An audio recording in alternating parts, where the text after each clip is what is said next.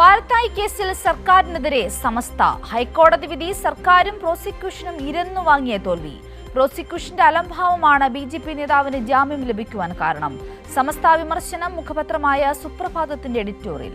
എന്തായാലും വളരെ ശക്തമായ വിമർശനമാണ് സമസ്ത ഉന്നയിച്ചിരിക്കുന്നത്. സർക്കാരിന്റെ അലംഭാവം, പ്രോസിക്യൂഷൻ ഇരന്നു വാങ്ങിയ തോൽവിയാണ് ഈ പാലത്തായി കേസിൽ ഉണ്ടായിരിക്കുന്നത് എന്നാണ് സമസ്തയുടെ ആരോപണം. ഇപ്പോൾ ഇതാ സ്വാലിഹ് കൂടി ചേരുന്നു. സ്വാലിഹ്, സമസ്തയുടെ ഭാഗത്തു നിന്നും ഗുരുതരമായ രൂക്ഷമായ ആരോപണമാണ് സർക്കാരിന്റെ ഭാഗത്തു നിന്നും ഉണ്ടായിരിക്കുന്നത്. ഈ ഒരു കേസ് വിധി വന്ന സമയം മുതൽ തന്നെ വളരെ വലിയ തരത്തിലുള്ള പ്രതിഷേധങ്ങൾ ഉയരുന്നുണ്ടായിരുന്നു. ഇപ്പോൾ അതിലേക്കാണ് സമസ്തയും എത്തി നിൽക്കുന്നത്. വലിയ വിമർശനമാണ് എഡിറ്റോറിയൽ ഉന്നയിച്ചിരിക്കുന്നു, അല്ലേ?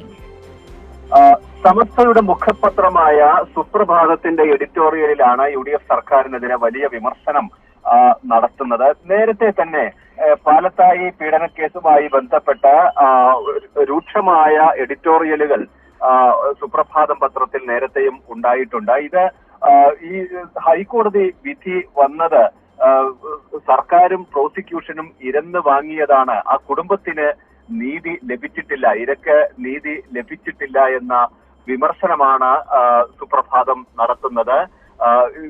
ഈ കേസിന്റെ അന്വേഷണവുമായി ബന്ധപ്പെട്ട ഘട്ടങ്ങളിൽ അല്ലെങ്കിൽ അതിനുശേഷം കോടതിയിൽ എത്തിയതുമായി ബന്ധപ്പെട്ട നടപടിക്രമങ്ങളിലൊക്കെ സർക്കാരിന് വലിയ വീഴ്ചയുണ്ട്.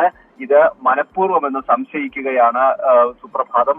ആ അർത്ഥത്തിലാണ് വലിയ വിമർശനം UDF സർക്കാരിനെതിരെ നടത്തുന്നത്. സിന്ധൂരി.